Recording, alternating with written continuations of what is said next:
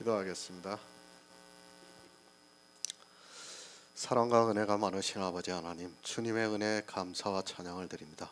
아버지, 이 시간에도 우리와 함께하여 주시옵시고 우리가 진리를 알아가는데 부족함이 없도록 역사하여 주시옵소서. 사도 바울은 우리에게 구원에 대해서 다 말씀을 하시고 또 우리에게 우리 몸으로 하나님이 기뻐하시는 거룩한 산제사를 드리라고 말씀하고 있사옵나이다. 그것이 우리의 영적 예배라고 말씀하고 있습니다. 정말 우리가 이 영적 예배를 드림으로 해서 하나님이 기뻐하는 그런 성도들이 될 수 있도록 도와주시옵소서. 정말 이 세대를 분별하고 이 세대가 어디로 가고 있는지 정확하게 알고 성경을 따라 사는 귀한 성도들이 될 수 있도록 역사하여 주시옵소서. 모든 말씀 예수 그리스도의 이름으로 기도했습니다. 아멘. 로마서 12장 2절을 보겠습니다. 너희는 이 세대를 본받지 말고 오직 마음을 새롭게 함으로 변화를 받아 하나님의 선하시고 기뻐하시고 온전하신 뜻이 무엇인지 분별하도록 하라. 아멘. 예배를 해야 합니다. 성도는 예배를 해야 하는 자가 되어야 합니다. 왜 우리가 예배를 해야 하는가 하면 예배를 통해서 구원을 받기 때문입니다. 그러나 이 시대는 예배를 너무 모르고 있습니다. 그리고 예배를 하는 자가 없고 모두가 종교의 의식에 빠져 있는 것을 볼 수 있습니다. 예배를 하는 자가 있어야 합니다. 우리가 잘 알고 있듯이 사도행전에서도 에디오파의 여왕 간다게의 내시가 예루살렘으로 예배를 하러 왔지만 당시 예루살렘에는 예배를 하는 자가 없어서 그냥 돌아가다가 성령이 빌립을 감동을 해서 그를 만나 예배를 하고 세례를 주었습니다. 성경은 진행형입니다. 예수님께서 부활 승천하시고 난 후에 성령이 제자들에게 오셨습니다. 그러니까 아직 성령이 오시지 않은 예루살렘에 있는 모든 사람은 하나님께 제사를 드리고 나름대로 예배를 한다고 했지만 예루살렘에는 예배를 하는 자가 없어서 에디오페의 여왕 간다게 내시가 왔다가 그냥 돌아가는 것을 보았습니다. 마찬가지입니다. 이 시대 역시 예배를 하는 자가 없다는 것을 알아야 합니다. 그러나 그때와 지금은 너무도 비슷한 환경과 시대를 살아가고 있다는 것을 알아야 합니다. 주님이 부활하시고 2000년이라는 세월이 흘렀습니다. 당시 이스라엘을 보더라도 이 시대에 예배하는 자가 없다는 것을 쉽게 알 수 있습니다. 예배를 하고 있습니까? 이 시대 어느 교회가 예배를 하고 있습니까? 교회마다 가보면 수많은 예배 시간을 간판에다가 광고를 하고 있지만 그들이 하고 있는 예배와 성경에서 말씀하는 예배는 본질적으로 다르다는 것을 알아야 합니다. 이 시대 기독교라는 종교에서 하고 있는 예배는 구원을 받게 하는 것이 아니라 사람의 감성을 자극하는 그런 예배라는 것을 알고 있어야 합니다. 사실 예배라고 하기보다는 제사라고 하는 것이 더 맞습니다. 이 시대는 예배가 아니라 제사를 드리고 있다고 해야 맞습니다. 예배가 아닙니다. 그것은 정해진 율법에 의해서 자기들의 종교에서 행하고 있는 의식에 불과하다는 것을 알아야 합니다. 하나님께서 기뻐하시는 예배는 반드시 구원과 연결이 되어야 합니다. 하지만 이 시대는 그 자체가 율법이 되어 있기 때문에 하나님께서 기뻐하시기보다는 도리어 진노를 쌓고 있다는 것을 알아야 합니다. 형식이 아닙니다. 그런 형식이 있으면 뭐하고 없으면 뭐합니까? 중요한 것은 사마리아 여인과 같이 예수 그리스도를 알아야 합니다. 그리고 이제 사도 바울이 로마서에서 말씀하는 것과 같이 우리 몸으로 하나님이 기뻐하시는 거룩한 산제사를 드림으로 해서 영적 예배를 드려야 합니다. 광야면 어떻습니까? 그리고 우물가면 어떻습니까? 물론 건물이 있고 그 안에 모여서 차분하게 말씀을 들을 수 있다면 더 좋습니다. 제가 건물 안에서 하고 있는 예배를 반대로 하는 것이 아닙니다. 그러나 그것보다 더 중요한 것은 그 안에서 복음이 전해져야 합니다. 복음입니다. 하나님의 의가 나타나서 믿음으로 믿음에 이르게 해서 오직 의인은 믿음으로 살게 역사를 하고 있습니다. 그러나 이 시대의 예배를 드리는 그 자체가 율법에 의해서 드려지고 있기 때문에 그 안에서는 복음이 나올 수 없다는 것을 알아야 합니다. 율법을 지키고 있습니다. 그리고 다른 복음이 전해지고 있습니다. 그런 가운데서 복음이 있을 수 있다고 생각하지 마시기 바랍니다. 그저 예수 그리스도를 믿으라는 말 한마디 한다고 해서 마치 복음이 전해지고 있는 것으로 생각하고 있다면 그는 너무 어리석은 사람입니다. 성도가 드리는 예배입니다. 거기에는 작은 누룩이 섞여서는 안 됩니다. 아주 작은 누룩 한 덩어리가 온 덩이를 퍼지게 한다고 말씀을 하고 있습니다. 그렇게 율법을 지키는 행위를 사도 바울이 11장에서 순종치 아니하는 가운데 가두어 두셨다고 말씀을 하고 있습니다. 그 순종치 아니하는 가운데서 우리는 긍휼을 입은 성도라는 것을 믿고 있습니다. 예배를 하시기 바랍니다. 그리스도 편지에서 직접 교제를 하는 성도는 그래도 안심이 됩니다. 예배라는 것이 우리가 성경에서 예수 그리스도를 알아 영생을 얻는 것입니다. 그러나 우리가 전혀 성도의 교제, 주의 만찬을 나누고 있지 않다 보면 넘어지는 것을 많이 보게 됩니다. 지방에 계신 분들입니다. 혼자 계시기 때문에 그리스도 편지를 보다가도 언제 그랬느냐 하는 듯이 더 이상 말씀을 안 보는 사람들을 보게 됩니다. 정말 그런 사람들을 볼 때마다 안타까운 마음을 금할 수 없습니다.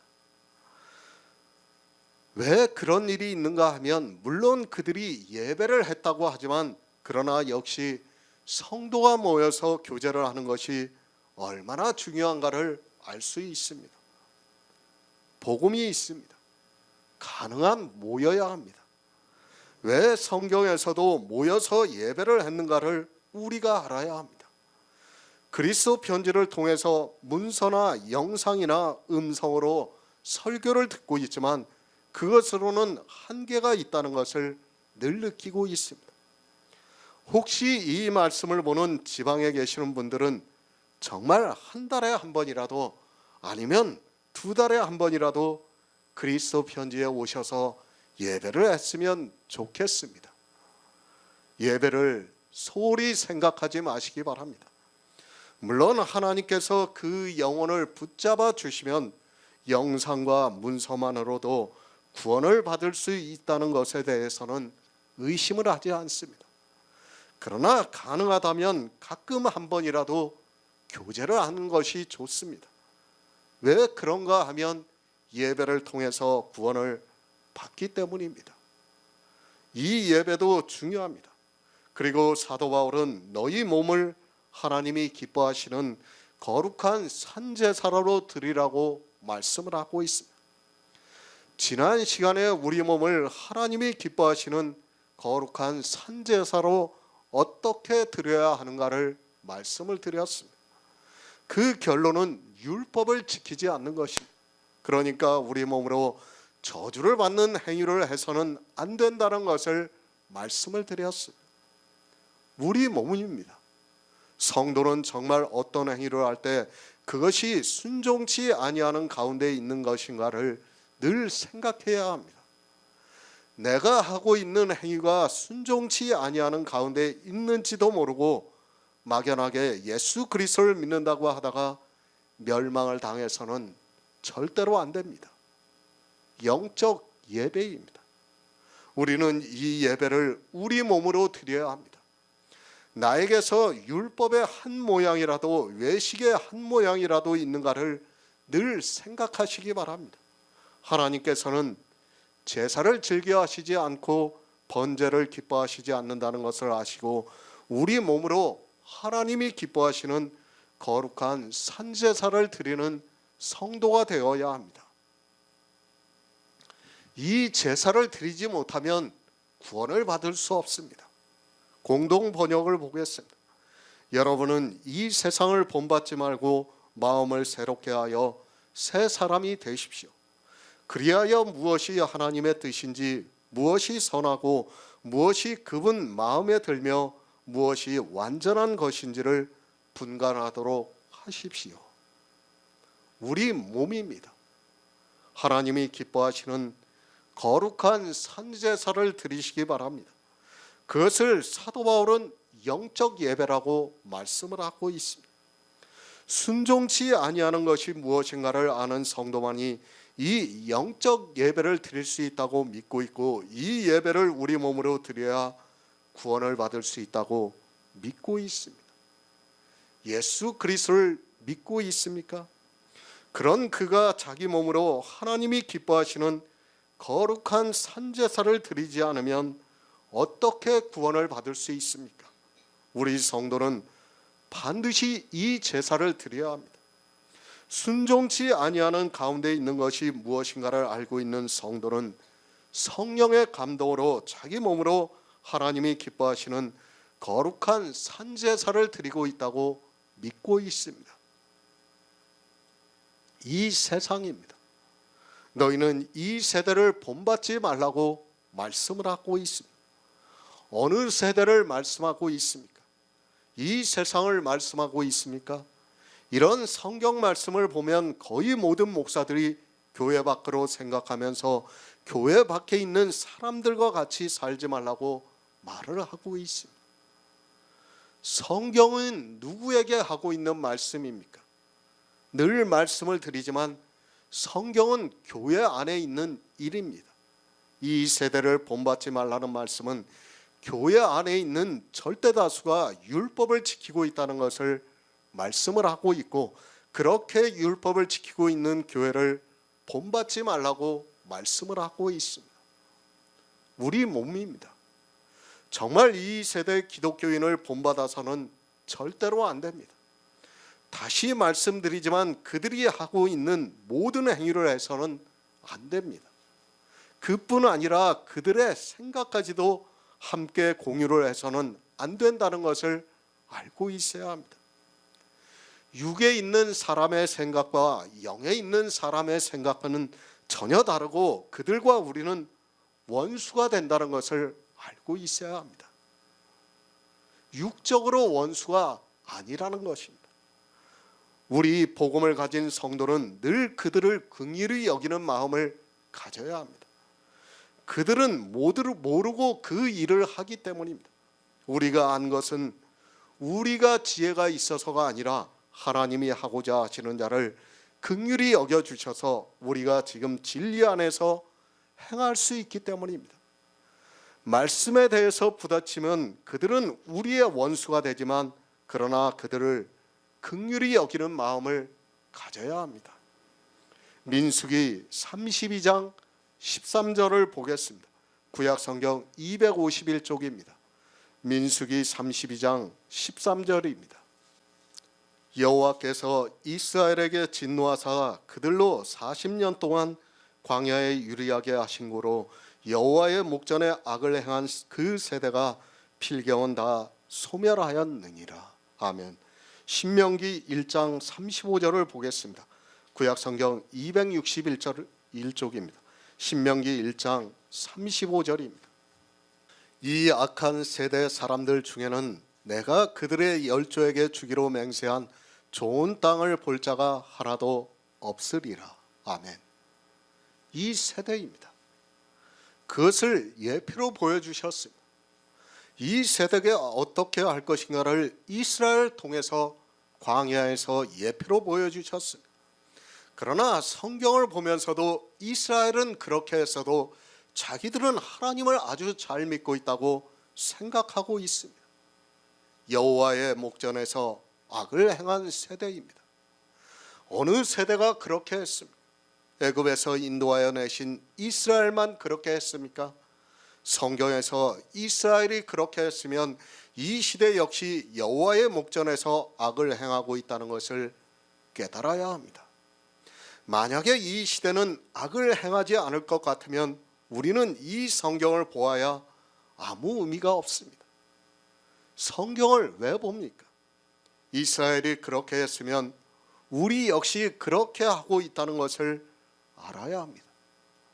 애굽에서 인도하여 내신 이스라엘이 여호와의 목전에서 악을 행하다가 광야에서 소멸이 되었다면 이 시대 예수 그리스도를 믿는다고 하는 사람들 역시도 교회 안에서 악만 행하다가 소멸이 된다는 것을 우리에게 예표로 가르쳐주고 있는 말씀입니다.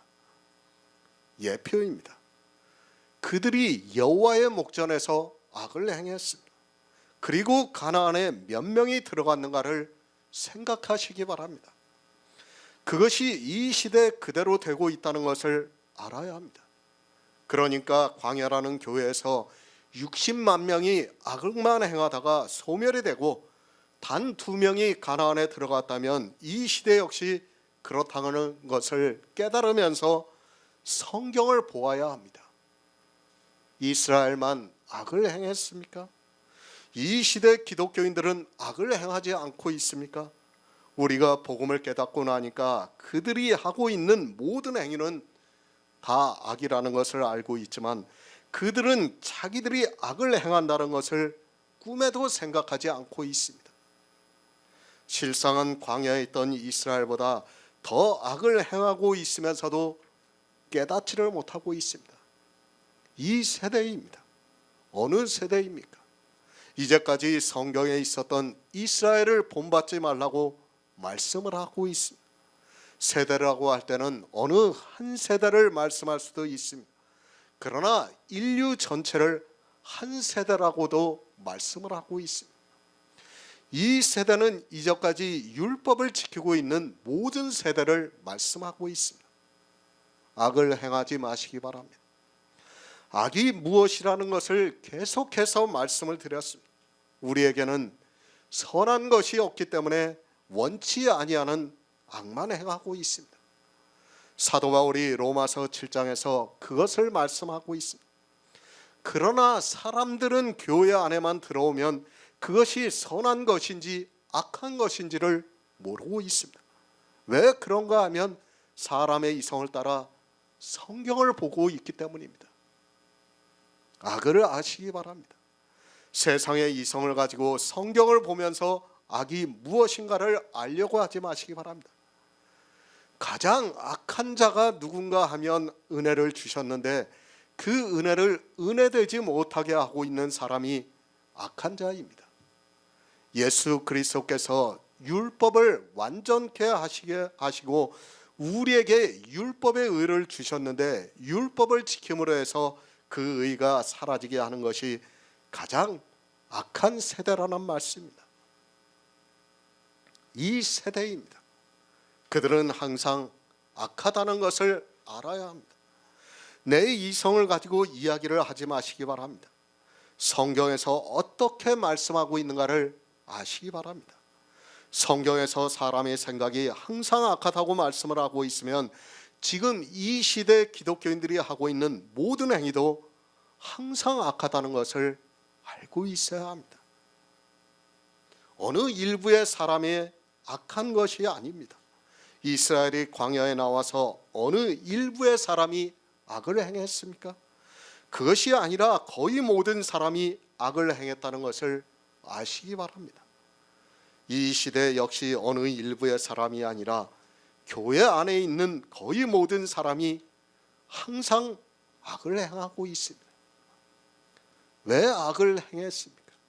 그것을 히브리서에서 그들이 순종치 아니하였다고 말씀을 하고 있고 믿지 않았다고 말씀을 하고 있습니다. 이스라엘은 하나님께서 복음을 믿으라고 하셨지만 그들은 율법의 행위에 빠져 순종치 아니하는 가운데 있었고 믿지를 않았다고 말씀을 하고 있습니다. 이 악한 세대입니다. 하나님이 주시기로 한 좋은 땅을 볼 자가 하나도 없다고 말씀을 하고 있습니다. 가나안은 천국 모형입니다. 하나님이 주시기로 한 좋은 땅은 어디에 있는가 하면 새 하늘과 새 땅입니다. 성경의 예표입니다. 그런데 이 시대 기독교인들은 자기들이 모두가 천국에 들어간다고 이야기를 하고 있습니다. 교회 안에서 수많은 악을 행하면서도 지각이 없어서 그것이 악이라는 것을 깨닫지 못하고 율법의 행위에 열심을 내고 있습니다. 좋은 땅을 볼 자가 하나도 없다는 말씀은 이 세대에게도 똑같이 하고 있는 말씀이라는 것을 깨달아야 합니다. 갈라디아서 1장 4절을 보겠습니다. 신약 성경 302쪽입니다. 갈라디아서 1장 4절입니다. 그리스도께서 하나님 곧 우리 아버지의 뜻을 따라 이 악한 세대에서 우리를 건지시려고 우리 죄를 위하여 자기 몸을 들이셨으니 아멘. 예수 그리스도를 믿습니까? 이 시대 기독교인들이 다 예수 그리스도를 믿는다고 말을 하고 있습니다.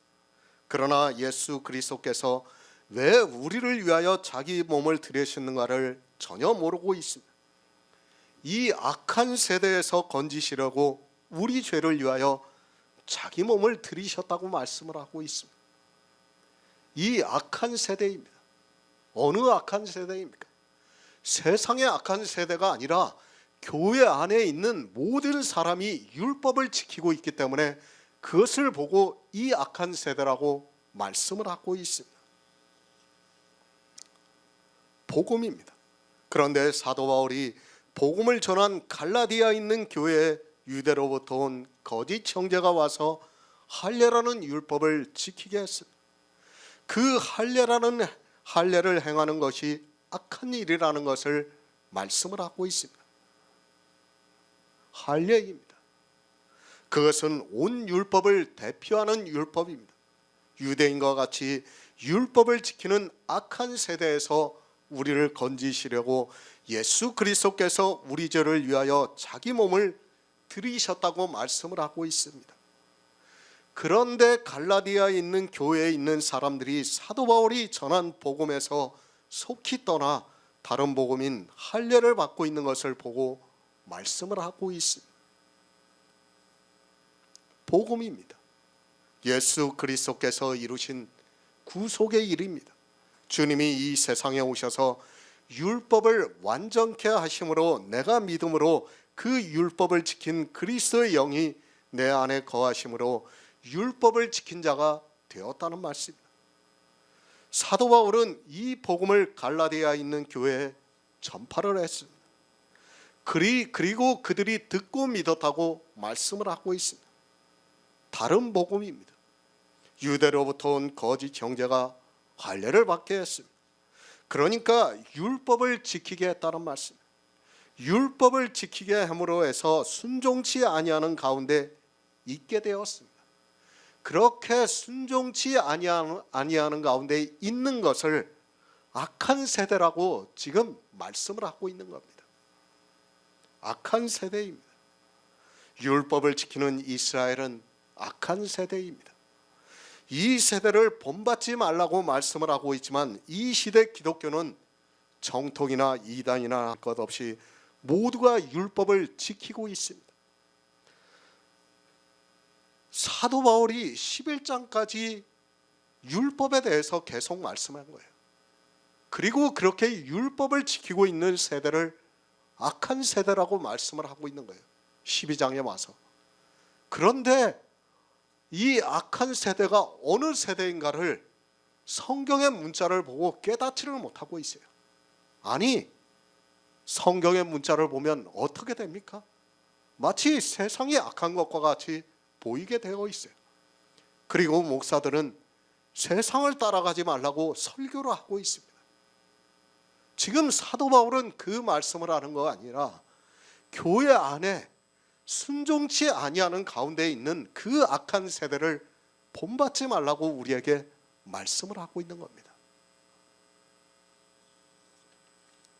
예수 그리스도를 믿습니까? 이 세대 어느 누가 예수 그리스도를 믿습니까? 율법을 단 한 가지라도 지키고 있다면 그는 예수 그리스도를 믿는 성도가 아니라 악한 세대라는 것을 알아야 합니다. 이 악한 세대를 본받지 말라고 말씀하고 있지만 악이 무엇이라는 것을 깨닫지 못하는 이 시대 역시 모두가 악에 빠져 있는 것을 볼 수 있습니다.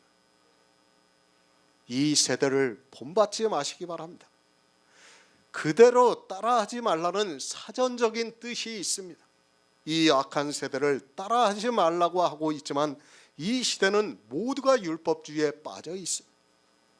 율법을 지키면서도 그것이 악이라는 것을 깨달을 수 있는 지혜가 없어서 악한 세대를 그대로 본받고 있으면서도 깨닫지를 못하고 있습니다. 어떻게 이야기를 합니까? 세상을 이야기를 하고 있습니다. 그리고 자기들의 도덕적인 기준에서 벗어나는 세상의 일을 가지고 그것을 판단하면서 그러한 행위를 하는 것을 본받지 말라고 말을 하고 있습니다. 그런 그들이 율법을 지키라고 강요를 하고 있습니다. 동성연애를 하지 말라고, 그것이 악한 세대라고, 그것을 본받지 말라고 목사들이 힘주어 얘기하면서 뭐라고 합니까? 교회 안에서 성도로 살아가라고 합니다. 그러면서 율법을 지키라고 하고 있어요. 로마서 12장 2절의 말씀을 깨닫지를 못하고 앞에 있는 말씀들을 전혀 깨닫지를 못하니까 성경과 전혀 반대가 되는 이야기를 하고 있는 것입니다. 모르면 죽습니다. 늘 말씀드리지만 나는 몰랐다고 하지 마시기 바랍니다.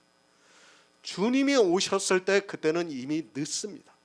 하나님께서는 우리 인생들에게 충분한 시간을 주셨습니다. 지적인 능력도 주셨고 또 성경을 보고 믿을 수 있는 재능도 주셨습니다. 그러나 사람들이 지혜를 구하지 않고 종교에 빠져 포성으로 묶여서 자기가 어디로 끌려가고 있는 줄을 모르고 있습니다. 영생입니다. 그저 교회에 나와서 예수 그리스도를 믿으면 구원을 받는 것으로 생각하고 있습니다. 분명히 영생은 유일하신 참 하나님과 그의 보내신 자 예수 그리스도를 아는 것이라고 말씀을 하고 있지만 문자적으로 성경의 단어를 외우는 것으로 자기가 성경을 안다고 말을 하고 있습니다. 그리고 이 세대를 본받아서 율법의 행위를 하면서 그것을 보고 성도라고 말을 하고 있습니다. 디모데전서 6장 9절을 보겠습니다. 신약성경 341쪽입니다. 디모데전서 6장 9절입니다. 부하려 하는 자들은 시험과 올무와 여러 가지 어리석고 해로운 정욕에 떨어지나니 곧 사람으로 침륜과 멸망에 빠지게 하는 것이라. 아멘. 이 세대입니다. 우리 인생은 모두가 부자가 되고 싶어 합니다.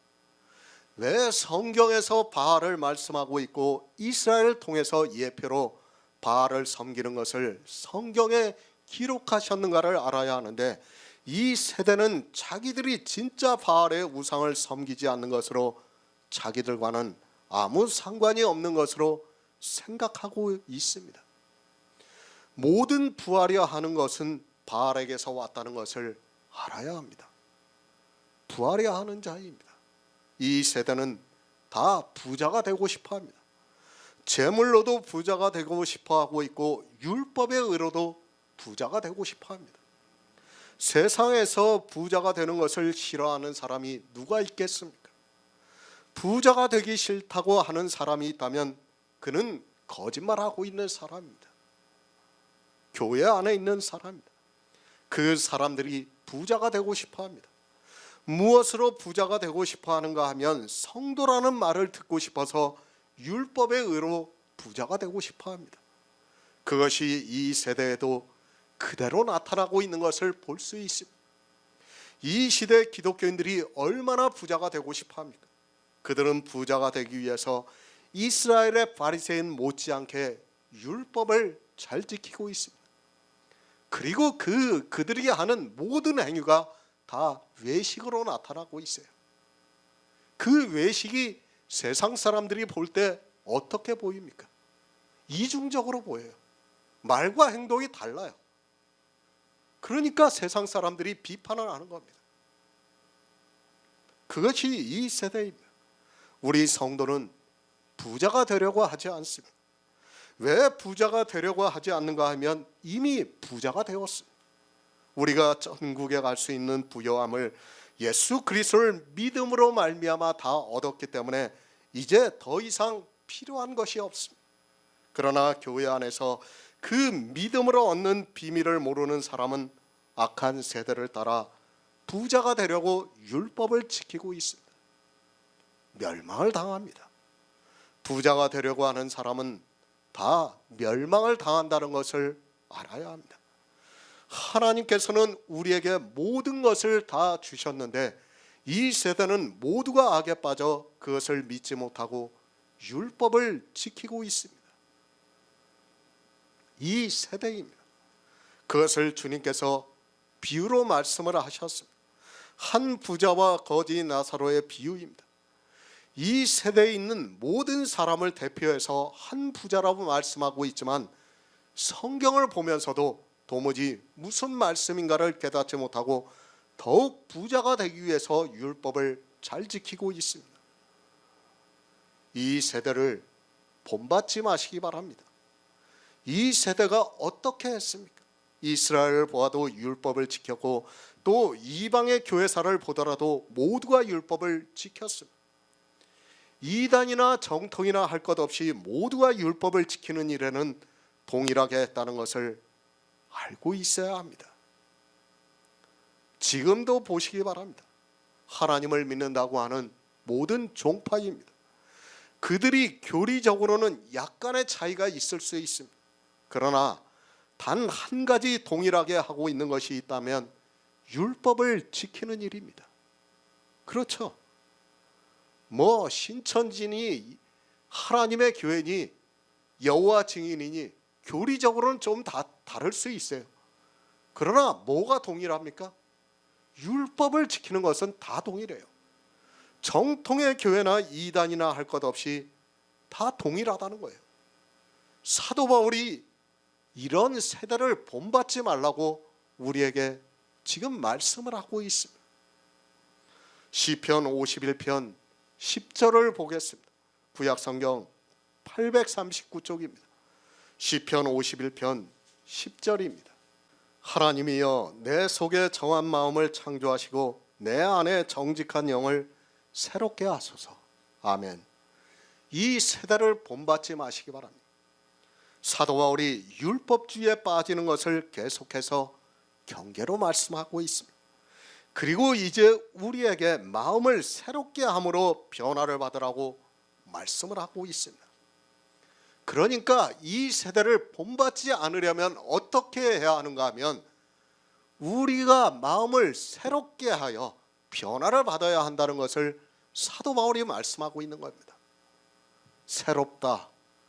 지금까지 있었던 적이 없다고 사전에서 정의를 하고 있습니다. 늘 말씀드리지만 우리는 국어를 아주 잘 아는 것으로 생각하고 있습니다. 실상은 국어를 너무 모르고 있고 국어의 문법도 모르고 있다는 것을 늘 생각하고 성경을 볼 때는 사전을 찾아보시기 바랍니다. 새롭다는 뜻입니다. 사전에서도 우리가 알 수 있습니다. 지금까지 있었던 적이 없다는 것을 말하고 있습니다. 그런데 우리는 이 새롭다는 뜻을 거의 피상적으로 알고 있습니다. 그리고 그런 지식을 가지고 성경을 보다 보니까 전혀 다른 성경 해석이 되고 있는 것을 볼 수 있습니다. 우리 마음입니다. 지금까지 우리 마음이 어떻습니까? 만물보다 거짓되고 심히 부패한 것이 사람의 마음이라고 에레미야 선지자가 말씀을 하고 있습니다. 사람의 마음에 대한 정의가 이렇다는 것을 알아야 합니다. 마음입니다. 제가 이것 역시도 우리의 겉모습이라고 말씀을 드렸습니다. 사람들은 자기 마음은 거짓이 없는 것으로 이야기를 하고 있습니다. 그러나 성경은 만물보다 거짓되고 심히 부패한 것이 사람의 마음이라고 말씀을 하고 있습니다. 이것은 아직 복음을 모르는 사람이나 복음을 알고 진리로 인도함을 받고 있는 우리 성도의 마음이나 같습니다. 그 마음은 변하지 않습니다. 마치 그 마음이 새롭게 되는 것으로 생각하지 마시기 바랍니다. 새롭다는 뜻은 이제까지 있었던 적이 없는 것을 말하고 있습니다. 만물보다 거짓되고 부패한 것이 사람의 마음입니다. 이 사람의 마음이 변한다는 것이 아니라 우리 안에 새로운 마음이 있다는 말씀을 하고 있습니다. 그것을 오직 마음을 새롭게 함으로 변화를 받으라고 말씀을 하고 있습니다. 그러니까 새로운 마음이 들어와서 변화가 되라는 겁니다. 그러니까 정직한 영이 우리 안에 들어옴으로 해서 변화가 된다는 것을 말씀을 하고 있는 겁니다. 우리 마음입니다. 절대로 변하지 않는다는 것을 알아야 합니다. 이 시대 기독교는 이 마음이 변하는 것으로 말을 하고 있습니다. 사도 바울도 그 마음이 새롭게 변하라고 말씀을 하고 있지 않습니다. 성경에 어떻게 기록이 되어 있는가를 정말 주의 깊게 보시기 바랍니다. 이제까지 없었던 마음입니다. 그 마음이 우리 안에 있는 것을 새롭다고 말씀을 하고 있습니다. 이런 국어의 뜻을 모르고 성경을 보는 사람들이 누군가 하면 바로 안식일 교회에 있는 사람들입니다. 그들은 천국의 다른 것은 다 못 가져가도 새롭게 된 마음은 가져간다고 하면서 사람의 마음에 대해서 많은 이야기를 하고 있는 것을 볼 수 있습니다. 그래서 그들은 어떻게 합니까? 진짜 진실된 마음을 보이기 위해서 어떻게 합니까? 행위를 그대로 해요. 정말 진실되게 행위를 하는 거예요. 왜? 자기들의 마음이 이렇다는 것을 보이기 위해서 그런 겁니다. 그것이 안식일 교회입니다. 기독교도 똑같습니다. 거의 안식일 교회 사상이 그대로 들어왔다고 보면 맞습니다. 오직 마음을 새롭게 함으로 변화를 받으라고 말씀하니까 자기들이 있는 마음을 어떻게 해서 좋게 하려고 노력을 하고 있습니다. 성경은 그것을 말씀하는 것이 아닙니다. 여기에 많은 사람이 미혹을 당하고 있습니다. 마치 사람의 마음이 변화가 되고 새로워지는 것으로 알고 있습니다. 그렇게 말하는 것은 새롭다는 국어의 뜻을 모르는 어리석은 사람의 말이라는 것을 알아야 합니다. 사람의 마음입니다. 그런데 하나님께서 내 속에 정한 마음을 창조하시고 내 안에 정직한 영을 새롭게 하셨습니다. 내 마음에 이것을 내 의지로 변화시켜서 있게 할 수 있는 것이 아니라 오직 하나님의 능력으로 내 안에서 역사를 하고 있다는 말씀입니다. 이 마음입니다. 지금까지는 우리에게 없었습니다. 그러니까 율법을 지킬 때까지는 우리에게는 이 마음이 없었습니다.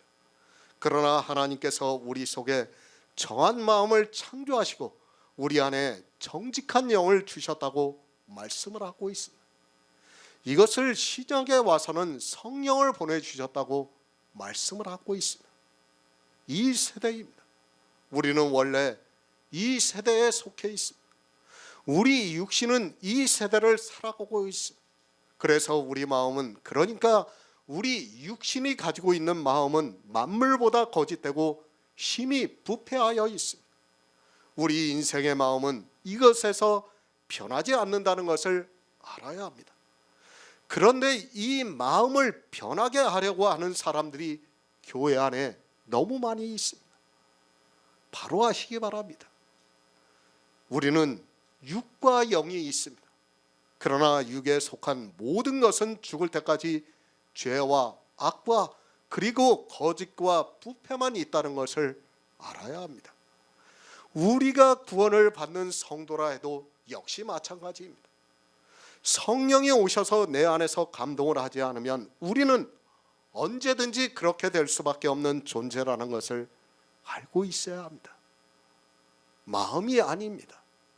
우리 마음이 새롭게 되는 것이 아닙니다. 하나님께서 우리 속에 정한 마음을 창조하시고 우리 안에 정직한 영을 새롭게 하심으로 해서 우리가 예수 그리스도를 믿을 수 있습니다. 그러니까 우리가 본성을 따르던 것에서 이제 좋은 감람나무에 접붙임을 당할 수 있다는 것을 말씀을 하고 있는 것입니다.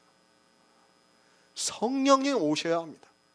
그러므로 해서 이제까지 없었던 것이 우리에게 있을 수 있는 역사가 있습니다.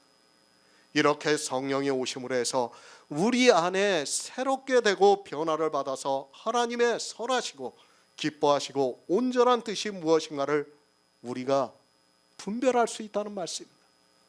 우리 이성의 지식으로는 하나님의 선하시고 기뻐하시고 온전하신 뜻이 무엇인가를 우리는 분별할 수 없습니다. 그것을 누가 하고 있는가 하면 하나님께서 우리 마음을 새롭게 하심으로 말미암아 우리가 그렇게 할 수 있다는 것을 지금 사도 바울이 말씀하고 있습니다. 그러나 이 시대는 성령이 어떻게 오시는 줄도 모르고 성령에 대해서도 전혀 모르고 있습니다. 이 세대입니다. 성경을 보시기 바랍니다. 이 세대에 있던 사람들이 어떻게 했는가를 쉽게 알 수 있습니다.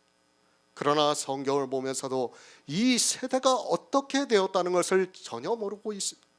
이 시대 기독교인들은 이스라엘보다 더 순종치 아니하는 가운데 빠져 있으면서도 그것을 깨달을 수 있는 지혜가 없어서 모두가 사망의 길로 가고 있습니다.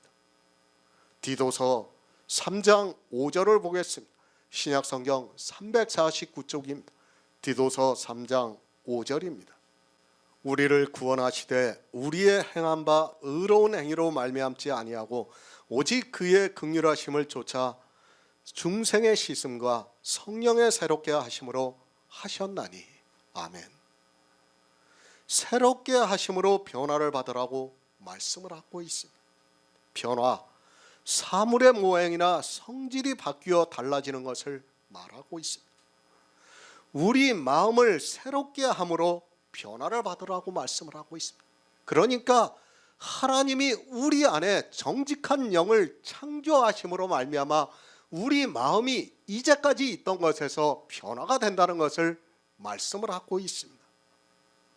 성령입니다. 사람의 마음이 아닙니다.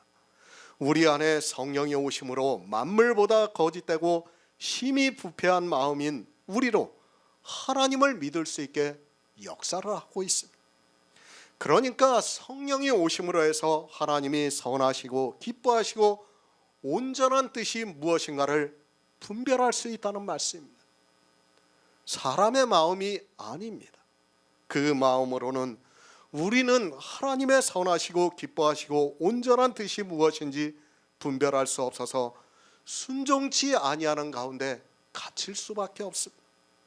그 마음으로 하나님을 믿는다고 하지 마시기 바랍니다. 그것으로 믿는다고 하는 사람은 다 속게 되고 하나님의 기뻐하시고 선하시고 온전하신 뜻이 무엇인지를 분별하지 못하고 순종치 아니하는 가운데 빠지게 되어 있습니다. 왜 성령을 받아야 하는가를 알아야 합니다. 성령이 아니고는 우리 마음이 새롭게 변화를 받을 수 없기 때문입니다. 아니, 하나님의 선하시고 기뻐하시고 온전한 뜻이 무엇인지 도무지 분별할 수 없습니다.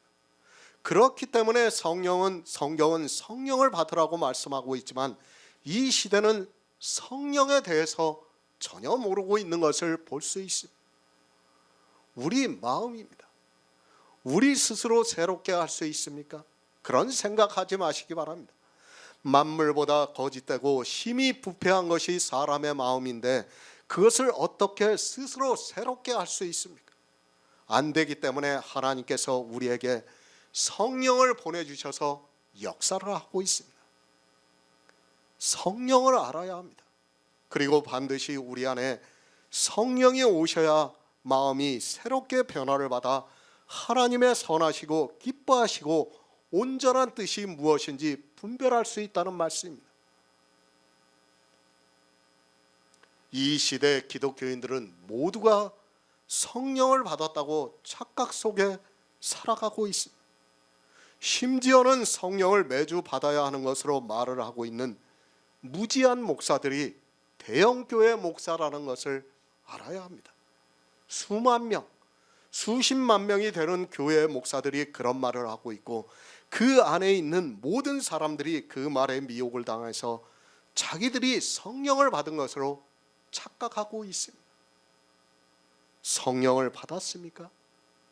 그리고 성령의 새롭게 하심으로 구원을 받았습니까? 내가 성령을 받았는가 안 받았는가를 알 수 있는 가장 기초가 되는 말씀을 사도 바울이 갈라디아에서 말씀을 하고 있습니다. 너희가 성령을 받은 것이 율법의 행위로냐 듣고 믿음으로냐고 묻고 있습니다. 성령을 어떻게 받습니까?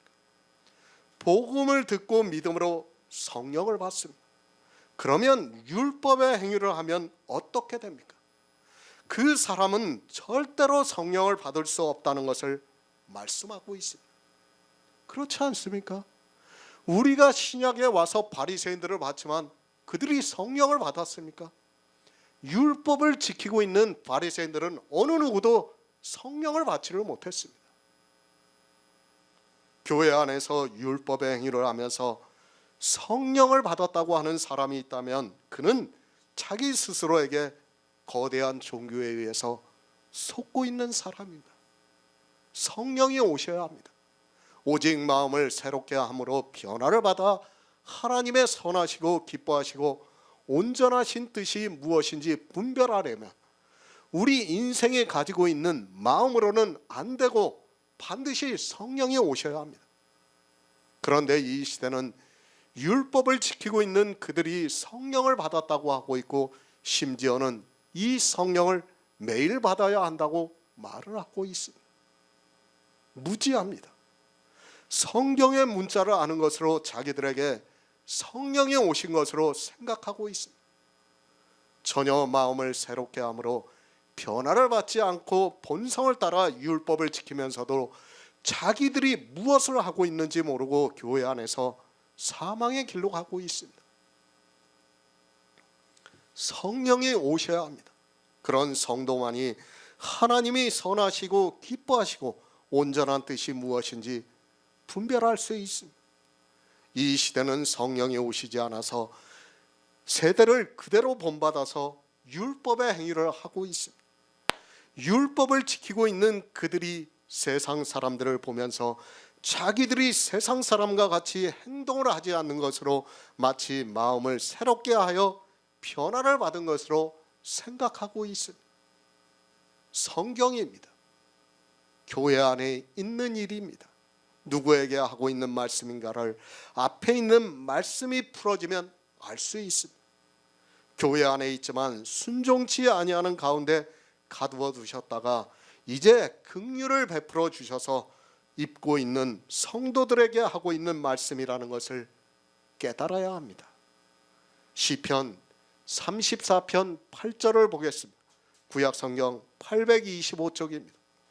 시편 34편 8절입니다. 너희는 여호와의 선하심을 맛보아 알지어다. 그에게 피하는 자는 복이 있도다. 아멘. 사무엘하 22장 20절을 보겠습니다. 구약성경 502쪽입니다. 사무엘하 22장 20절입니다. 또 나를 또 넓은 곳으로 인도하시고 나를 기뻐하심으로 구원하셨도다. 아멘. 히브리서 5장 9절을 보겠습니다. 신약성경 357쪽입니다. 온전하게 되었은즉 자기를 순종하는 모든 자에게 영원한 구원의 근원이 되시고. 아멘. 하나님의 온전하시고 기뻐하시고 그 뜻을 우리가 알아야 됩니다. 성령이 오셔야 합니다. 반드시 성령이 오셔야 합니다. 주님께서 구하는 자에게 성령을 보내주시겠다고 말씀을 하고 있습니다. 이 성령을 어떻게 받는가 하면 먼저 율법을 지키지 않는 상태에서 복음을 듣고 믿어야 받을 수 있습니다. 성령을 보내주셨습니다. 그런 성도만이 마음을 새롭게 함으로 변화를 받아 하나님의 선하시고 기뻐하시고 온전하신 뜻이 무엇인가를 분별할 수 있습니다. 그것이 무엇입니까? 다 구원에 대해서 말씀하고 있는 겁니다. 하나님의 선하시고 기뻐하시고 온전한 뜻이 구원을 받으라는 거예요. 그러나 이 시대는 그 뜻을 너무 모르고 있습니다. 그저 성경의 문자를 아는 것으로 자기들이 선한 것이 그리고 기뻐하시는 것이 온전한 뜻이 무엇인가를 아는 것으로 생각하고 있습니다. 하나님은 선하신 분입니다. 왜 하나님은 선하신 분인가 하면 우리를 구원해 주시기 때문에 선하신 분입니다. 만약에 우리가 하나님을 믿었는데도 구원을 받을 수 없다면 하나님은 선하신 분이라고 할 수 없습니다. 그러나 하나님께서는 이 세상에 오셔서 선하신 일을 모두 이루어 주셨습니다. 그리고 우리가 예수 그리스도를 믿음으로 구원을 받을 수 있게 하셨습니다. 예수 그리스도를 믿습니다. 막연하게 믿는다고 하지 마시기 바랍니다. 반드시 주님을 믿을 때는 주님이 하신 일을 믿어야 합니다. 그러나 이 시대는 주님이 하신 선하신 일을 믿지 않고 있습니다. 주님께서는 이 세상에 오셔서 율법을 완전케 하시고 십자가에서 그 율법을 폐하셨는데 이 시대는 순종치 않고 율법을 지키고 있습니다. 선하심을 알아야 합니다.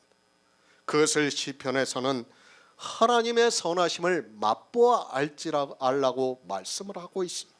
그러나 이 시대는 하나님께서 우리를 구원하시기 위해서 하신 모든 일을 믿지를 않고 있습니다. 그 구원의 맛을 모르고 있습니다. 하나님은 선하신 분으로서 우리를 구원해 주시고 있습니다. 하나님의 기뻐하심입니다. 하나님이 우리의 무엇을 기뻐하십니까? 우리가 구원을 받아야 기뻐하십니다. 이 세상에서 솔로몬이 되고 다윗이 되고 사도 바울이 되면 뭐합니까? 그가 구원을 받지 못한다면 그는 하나님이 기뻐하시는 뜻이 무엇인가를 모르는 어리석은 사람입니다. 영생입니다.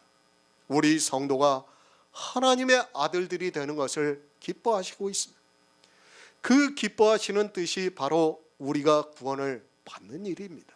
하지만 이 시대는 마음을 새롭게 함으로 변화를 받지 못해서 이스라엘과 같이 아직도 순종치 아니하는 가운데 있습니다. 무엇으로 하나님을 기쁘시게 할 수 있습니까? 이제 하나님의 기뻐하시는 뜻이 무엇입니까?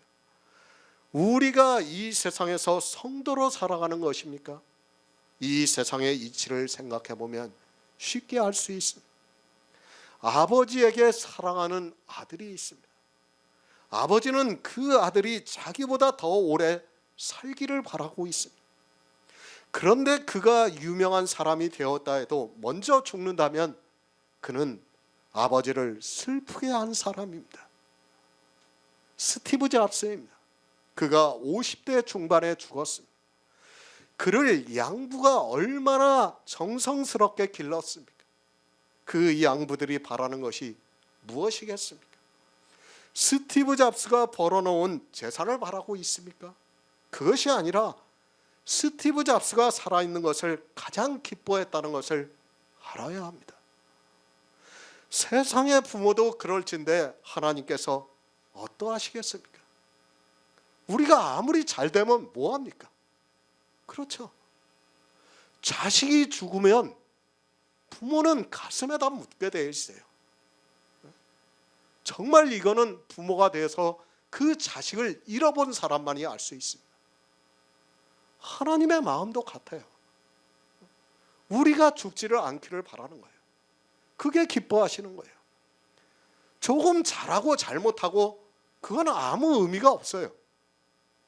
그거를 가지고 우리를 기뻐하시는 것이 아니라 그 아들이 살아있는 것을 기뻐하신다는 거예요.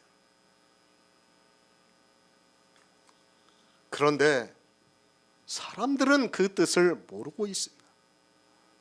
하나님의 온전하신 뜻입니다. 예수 그리스도께서 이 세상에 오셔서 온전하게 되었다고 말씀을 하고 있습니다. 왜 온전하게 되셨는가 하면 우리를 구원하시기 위해서입니다.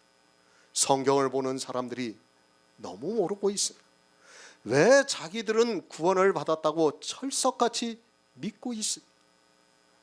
영생입니다. 교회 안에서 예수 그리스도를 믿는다고 해서 우리가 구원을 받을 것 같으면 성경에 왜 이런 말씀들을 기록했겠습니까? 그저 성경 전체에 예수 그리스도를 믿으라는 말 한마디를 기록해 놓으면 됩니다. 이 시대 기독교인들이 보는 성경이 마치 그와 같습니다. 성경에 있는 문자 주 예수를 믿으라 그리하면 너와 내 집이 구원을 얻으리라는 그 말씀 하나면 족합니다. 하나님의 뜻을 바로 하시기 바랍니다. 성경이 무엇을 말씀하고 있습니까? 예수 그리스도를 믿어서 구원을 받으라는 말씀입니다. 그러나 예수 그리스도를 믿는 것이 무엇이라는 것을 성경에서 가르쳐주고 있습니다. 그리고 교회 안에서 주여 주여 하고 있지만 믿지 않고 있는 사람이 누구라는 것을 또한 우리에게 가르쳐주고 있습니다.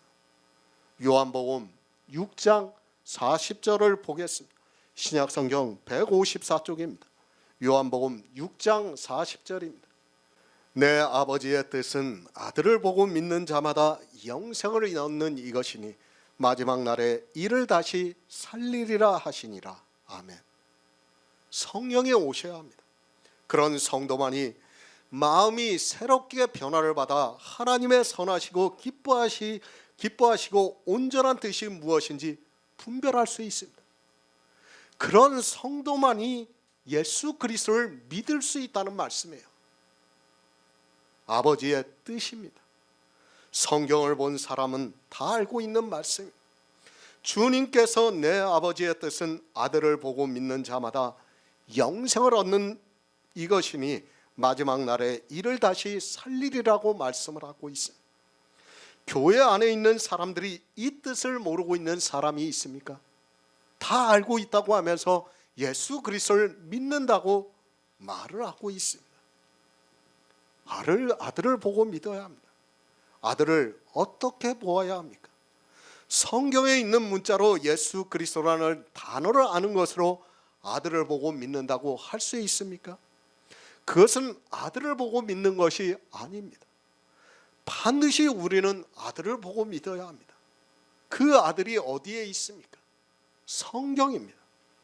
주님께서 너희가 영생을 얻기 위해서 성경을 상고하거니와 이 성경이 내게 대해서 기록했다고 말씀을 하고 있습니다. 아들을 어디서 보아야 하는가 하면 성경에서 아들을 보고 믿어야 합니다.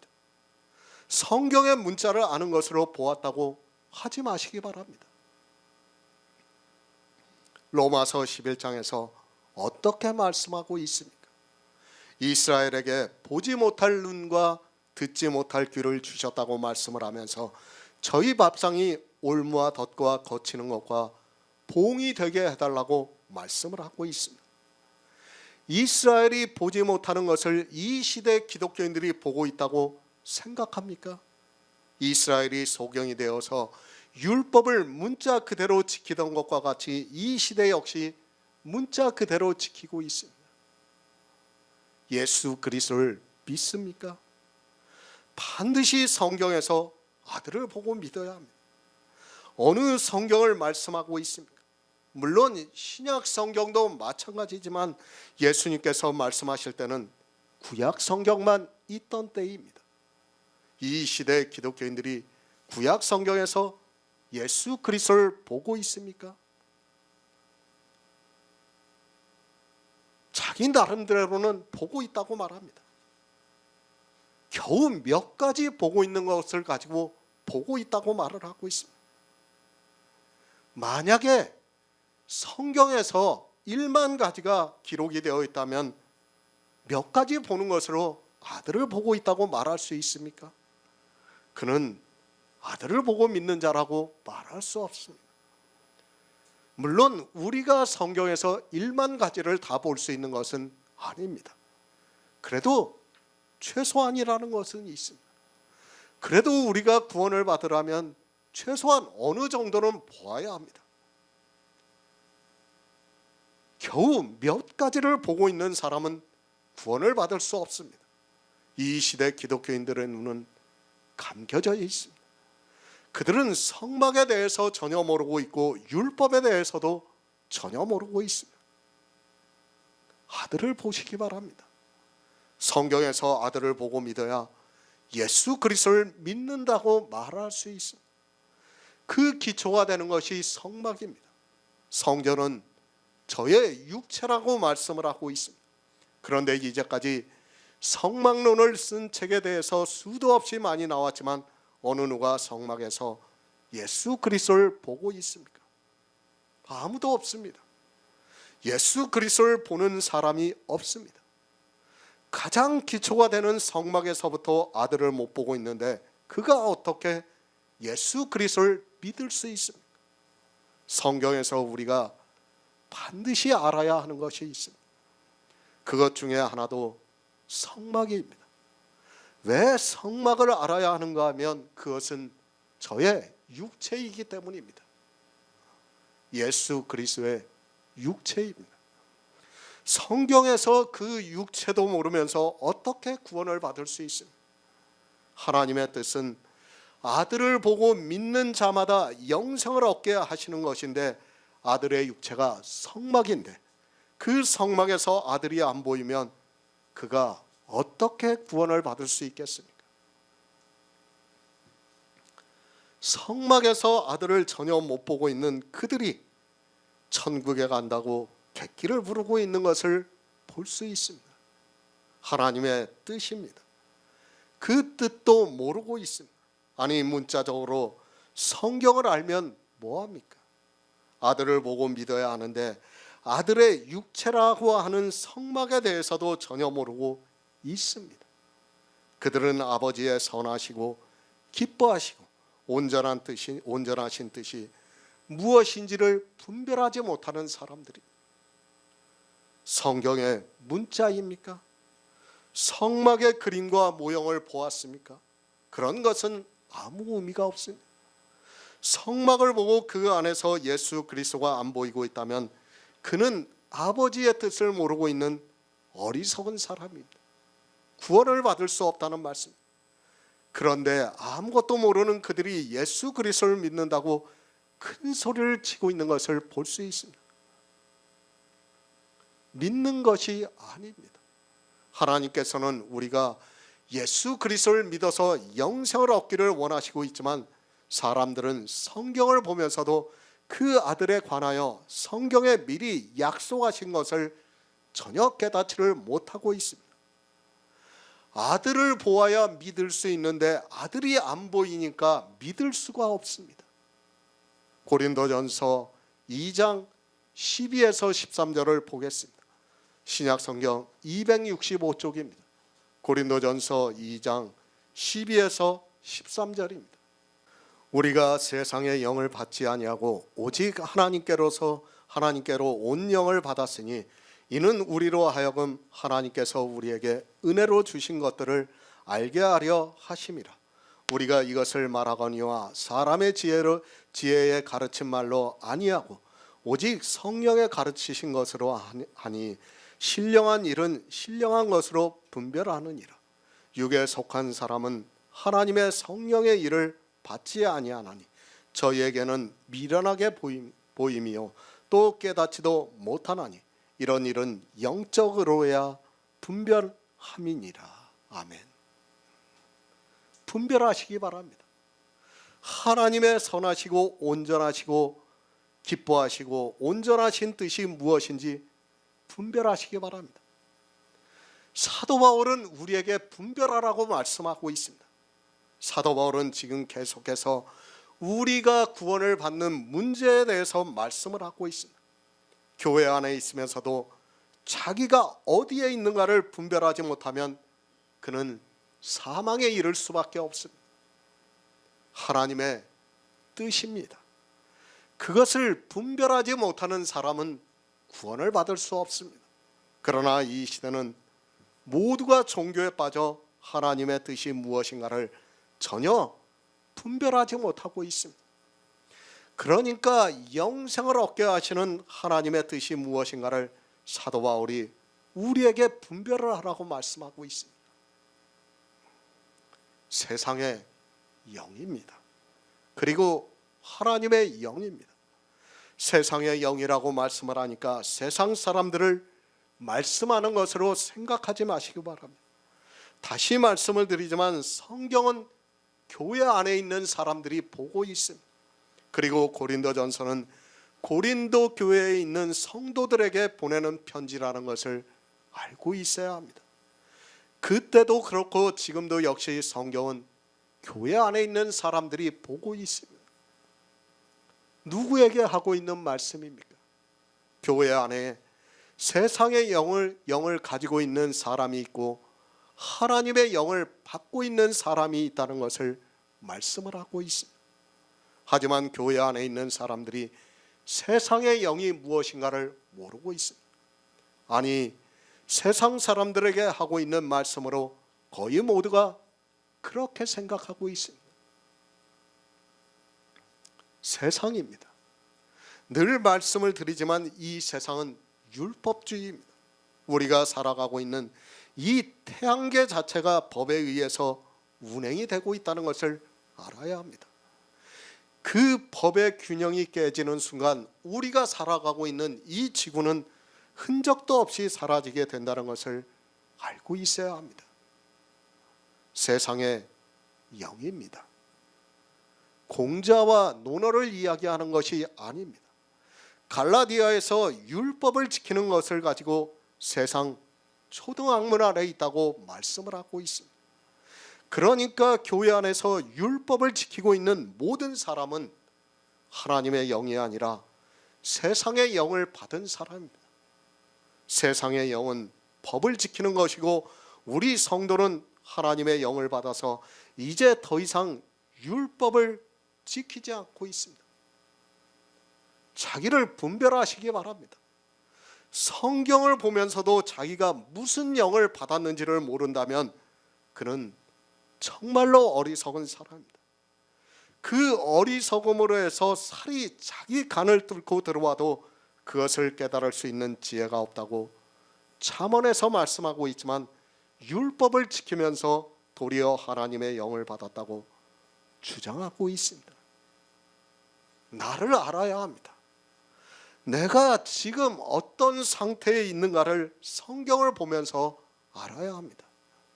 이 문제는 내 영혼의 구원에 걸려있는 너무도 중요한 문제입니다.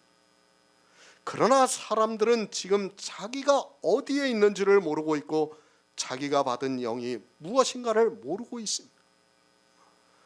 성경에 문자적으로 율법을 지키면 저주를 받는다고 말씀하고 있지만 율법을 지키는 담대함을 보이고 있습니다. 분별하시기 바랍니다. 하나님의 선하시고 기뻐하시고 온전한 뜻이 무엇인가를 우리는 분별해야 합니다. 그것이 구원을 받는 길이기 때문에 우리는 반드시 분별해야 합니다. 세상의 지혜입니다. 그것으로 순종하는 것과 순종치 아니하는 것을 분별할 수 있습니까? 사람의 지혜는 율법을 잘 지키는 것이 순종하는 것입니다. 그래서 지금 이 시대 거의 모든 사람이 사람의 지혜로 세상의 영을 받아서 율법을 지키면서도 깨닫지를 못하고 있습니다. 분별이 안 되는 거예요. 하나님의 선하시고 온전하시고 기뻐하시는 뜻이 무엇인가를 분별할 수 없는 거예요. 내가 내 몸으로 하나님의 기뻐하시는 거룩한 산제사를 드려야 되는데 그것이 무엇인가를 분별할 수가 없는 거예요. 어떻게 분별해야 됩니까? 하나님께서 우리에게 성령을 보내주심으로 변화를 받아서 그것을 분별해야 할 수 있다고 지금 말씀을 하고 있는 겁니다. 사람의 지혜는 율법을 지키라고 하고 있습니다. 이 세상 어느 사람이 법을 지키지 말라고 하고 있습니다. 정말 금세기에서 가장 악한 사람이라고 할 수 있는 히틀러조차도 법을 지키는 것을 이야기를 하고 있고, 자기가 집권을 하고 나서 법을 바꾸어서 그것을 지키라고 강요를 했다는 것을 알아야 합니다. 세상에 가장 나쁜 사람도 법에 대해서 이야기를 하고 있어요. 이것이 세상의 지혜입니다. 그러나 우리 성도는 사람의 지혜로 하지 않고 성령의 가르친 것으로 해 신령한 일을 신령한 것으로 분별할 수 있습니다. 우리에게 성령이 오시지 않으면 이 신령한 일을 전혀 분별할 수 없다는 것을 알아야 합니다. 성령이 오시지 않으면 이것을 분별할 수 없기 때문에 사람은 100% 율법을 지키게 되어 있습니다. 신령한 일입니다. 나는 율법을 지키지 못했습니다. 그러나 주님께서 이 세상에 오셔서 완전케 하신 율법을 믿음으로 해서 내가 율법을 지킨 자가 된다는 것입니다. 그러니까 자유하게 하는 온전한 율법을 보고 들여다보고 우리는 그것을 실행할 수 있다는 말씀이에요. 이것을 세상 사람들에게 이야기를 해보시기 바랍니다. 세상에 어떻게 그런 일이 있느냐고 하면서 말도 안 된다고 대답을 하게 되어 있습니다. 그러나 우리는 성령이 오셔서 이 신령한 일이 믿어지고 있습니다. 누가 믿습니까? 율법을 지키지도 않는 사람이 율법을 온전하게 지킨 것이 된다는 것을 누가 믿을 수 있습니까? 세상이 볼 때, 아니 이 시대 기독교인들이 볼 때 우리 성도는 거짓말하는 사람과 같이 보입니다. 이것이 세상의 영과 하나님의 영을 받은 사람의 차이입니다. 신령한 일입니다. 주님이 이 세상에 오셔서 율법을 지키신 일입니다. 주님께서 율법을 지키시고 우리를 구원해 주셨습니다. 이 신령한 일은 세상의 영을 가지고 있는 교회 안에 있는 율법을 지키는 사람에게는 미련하게 보여서 믿어지지가 않는다는 말씀입니다. 누가 믿을 수 있습니까? 세상의 영을 받은 사람은 절대로 믿을 수 없습니다. 그래서 육에 속한 사람은 하나님의 성령의 일을 받지 않는다고 말씀을 하고 있습니다. 율법을 지킨 사람은 성령의 인도하심을 받을 수가 없어요. 때려 죽여도 받을 수가 없어요. 안 돼요. 그들은 계속 율법을 지킬 수밖에 없다는 것을 알고 있어야 합니다. 어떻게 믿어집니까? 사실 사람의 이성을 가지고 이것을 믿는다는 것이 더 이상한 일입니다. 그러나 하나님의 성령을 받은 성도는 이 복음의 비밀이 깨달아서 믿을 수 있습니다. 그러나 육에 속한 사람은 사람의 지혜로 이것을 아무리 믿고 싶어도 믿을 수 없습니다. 그리스도 편지를 많은 사람들이 보고 있어요. 왜 그들이 못 옵니까? 어느 말씀들은 이해가 돼요. 그러나 믿어지지가 않는 거예요. 믿어지지가 않는 거예요. 전체를 볼 때는 이걸 믿을 수가 없는 거예요. 두려운 거예요. 그리고 자기가 이제까지 들었던 말씀들과 정반대, 처음 듣는 말씀들이다 보니까 두려운 거예요. 믿을 수가 없어요. 오고 싶어도 오지를 못하는 거예요. 그 사람들이. 미련하게 보입니다. 이 세대를 본받지 않는 것이 그들에게는 미련하게 보입니다. 교회 안에 있는 모든 사람들이 이 세대를 본받아서 율법을 지키고 있는데 우리 성도가 율법을 지키지 않으면서 하나님을 믿는다고 하면 정말로 미련하게 보이고 구원을 받지 못한다고 생각을 하게 되어 있습니다. 그렇지 않습니까? 11조를 드리지 않습니다. 그래도 11조는 혹시 드리지 않을 수 있다고 생각합니다. 그런데 주일도 지키지 않고 있습니다. 찬송가도 부르지 않고 있습니다. 또 식사를 하는데 하나님께 감사하다고 기도도 하지 않고 있습니다. 세상의 영을 받아서 율법을 지키고 있는 사람에게는 도무지 알 수 없고 우리가 구원을 받았다고 하는 것을 인정도 할 수 없습니다. 미련합니다. 구원을 받지 못할 사람으로 보인다는 말씀입니다. 그리고 우리가 율법을 지키지 않고 오직 믿음으로 구원을 받았다고 하고 있고 율법을 지키지 않는 것이 순종치 아니하는 가운데 있지 않는 것이라고 하면 그들은 도무지 깨달을 수 없습니다. 그러나 하나님께서 성령을 보내주신 성도는 이런 일을 분별할 수 있습니다. 로마서 12장 3절을 보겠습니다. 신약성경 256쪽입니다. 로마서 12장 3절입니다. 내게 주신 은혜로 말미암아 너희 중 각 사람에게 말하노니 마땅히 생각할 그 이상의 생각을 품지 말고 오직 하나님께서 각 사람에게 나눠주신 믿음의 분량대로 지혜롭게 생각하라. 아멘. 새 번역을 보겠습니다. 나는 내가 받은 은혜를 힘입어서 여러분 각 사람에게 말합니다. 여러분은 스스로 마땅히 생각해야 하는 것 이상으로 생각하지 말고 하나님께서 각 사람에게 나누어 주신 믿음의 분량대로 분수에 맞게 생각하십시오. 내게 주신 은혜입니다. 사도 바울은 은혜를 받은 자입니다. 그가 어떤 은혜를 받았는가는 우리가 잘 알고 있습니다. 그는 예수 그리스도의 은혜를 입어서 그 지독한 율법주의에서 긍휼을 입은 자가 되었습니다. 그 은혜를 말씀하면서 우리 몸으로 하나님이 기뻐하시는 거룩한 산제사를 드리라고 말씀을 하고 있습니다. 그리고 말씀합니다.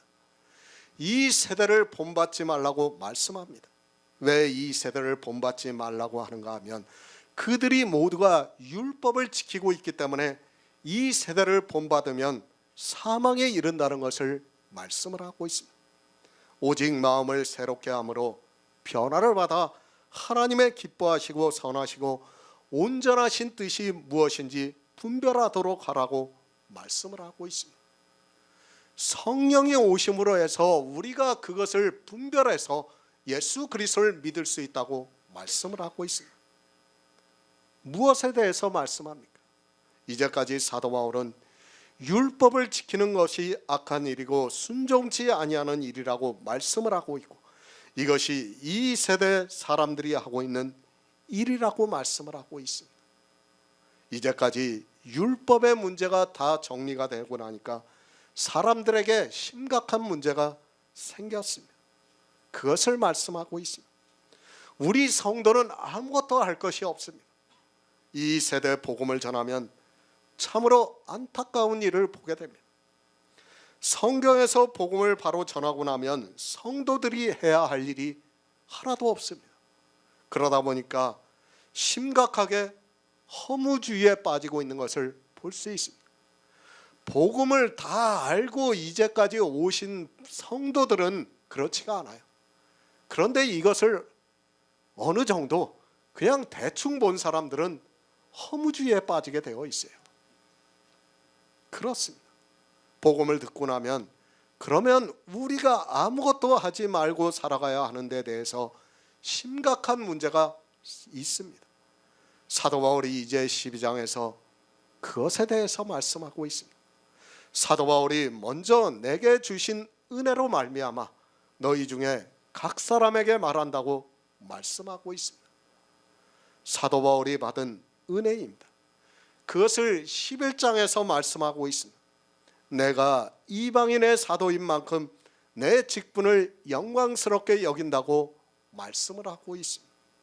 사도 바울은 자기가 받은 사도로서의 이방인에게 복음을 전하는 일을 하게 된 것을 정말 자랑스럽게 여겼습니다. 그렇지 않습니까?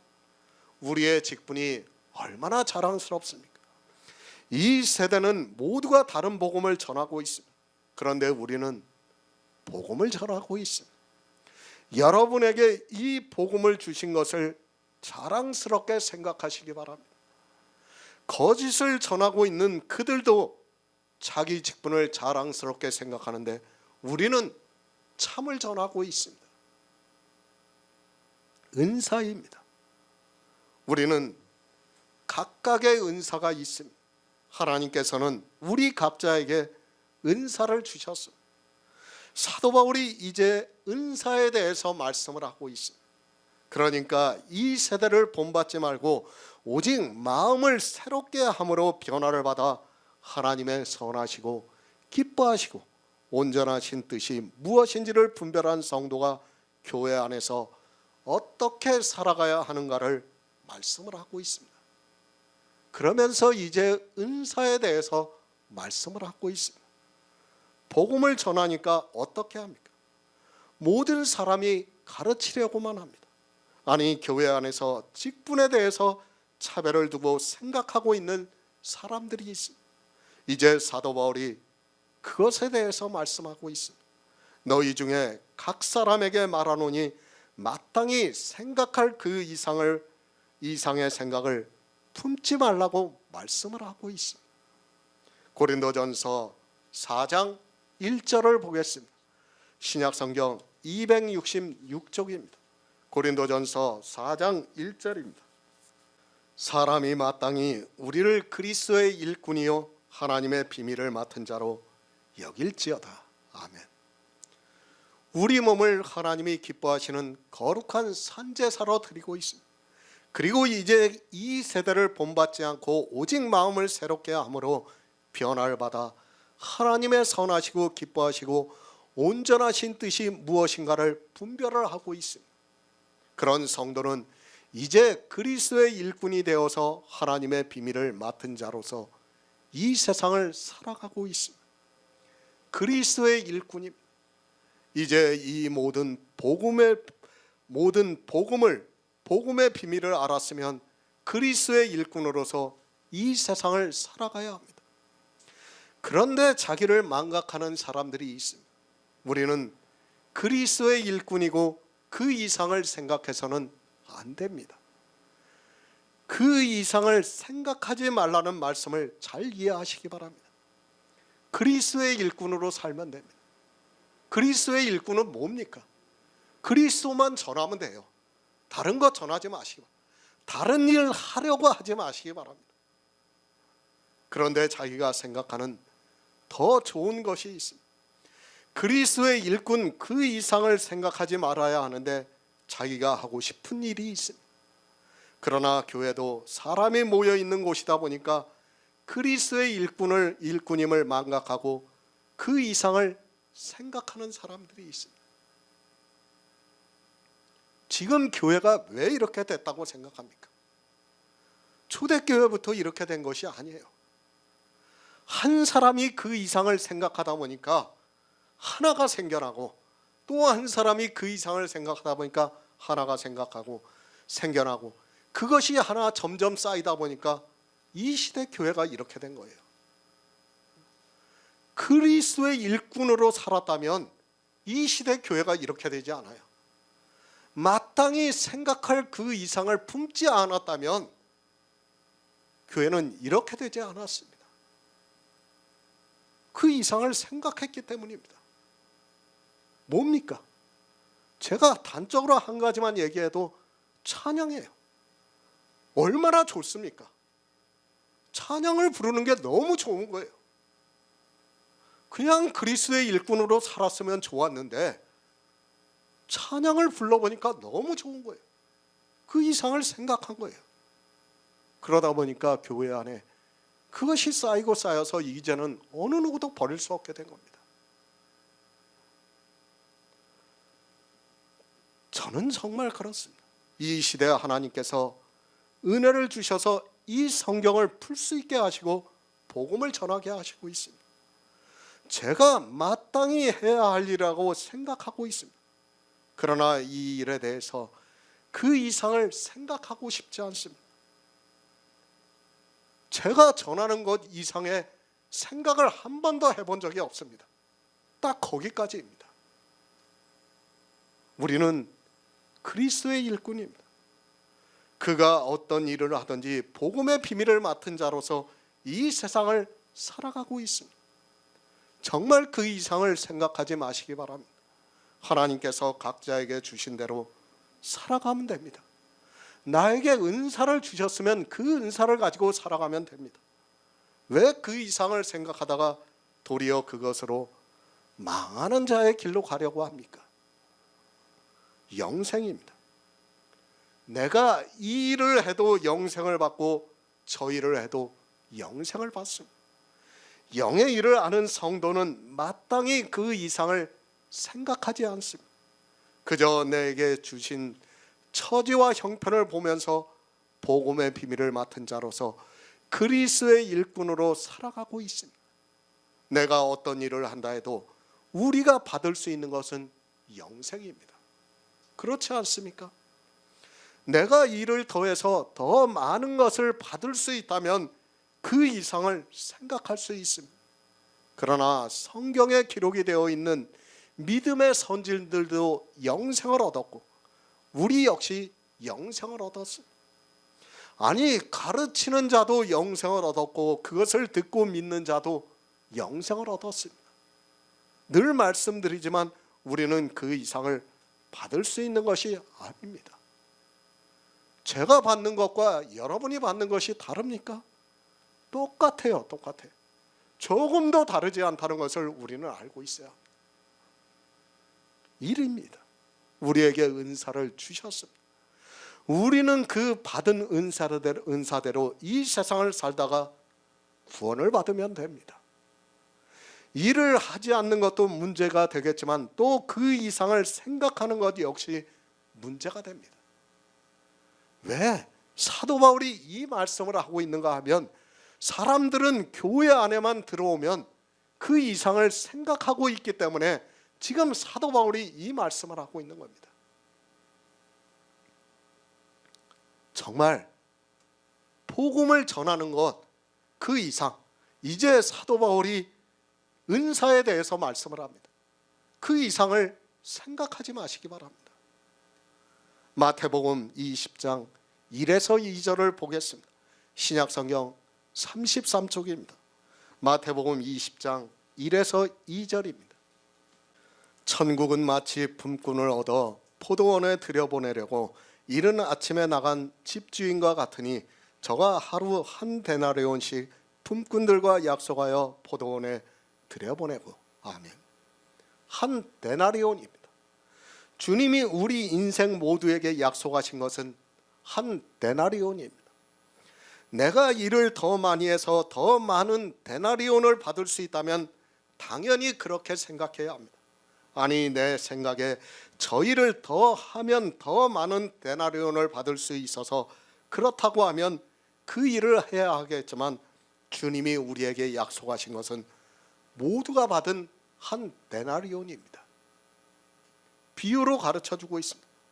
그러나 사람들은 이 영의 일을 생각하지 못하고 교회 안에 들어오면 그 이상을 생각하고 있습니다. 이 시대의 기독교인들이 왜 그렇게 교회 안에서 열심을 내고 있습니까? 모두가 그 이상을 생각하고 있기 때문이며 더 많은 데나리온을 받는다고 생각을 하고 있습니다. 우리는 각각의 은사가 있습니다. 모르겠습니다. 지금은 제가 우리 가운데서 복음을 전하고 있지만 하나님께서 역사를 하시면 또 다른 분이 더 감동을 받을 수 있다고 생각하고 있습니다. 저는 복음만 전해진다면 그것은 누가 해도 아무 상관이 없다고 생각하고 있습니다. 왜 사도 바울이 이 말씀을 하고 있습니까?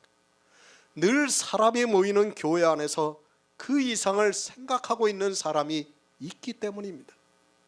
우리는 마땅히 그리스도의 복음의 그리스도의 일꾼으로서 복음의 비밀을 맡은 자로서 교회 안에서 각각의 은사대로 살아가면 됩니다.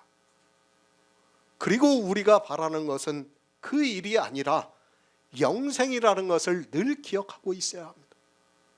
일이 중요한 것이 아니라 영생이 중요합니다. 영의 일입니다. 우리는 육체로 사는 성도가 아닙니다. 그러나 우리가 이 세상에서 이 육체를 가지고 살아가고 있습니다. 또 이 육체로 각각의 은사를 따라 주님께서 우리에게 부탁하신 일을 해야 합니다. 그것은 우리가 받은 복음의 비밀을 전하는 일입니다. 그 일이 아무리 소중하다 해도 우리는 그 일 이상을 생각해서는 안 됩니다. 믿고 있습니다. 우리 복음 안에서 교제를 하시는 성도님들은 마땅히 생각할 그 이상을 생각을 품지 않고 있다고 믿고 있습니다. 이제까지 그리스도 편지를 통해서 말씀을 했기 때문에 그 이상의 생각을 품지 않고 오직 영생을 위해서 그리고 각자에게 주신 은사대로 살아가려고 하고 있다고 생각합니다. 영생입니다. 그 이상을 생각하지 마시기 바랍니다. 사도 바울은 이제까지 우리에게 영생에 대해서 말씀을 했습니다.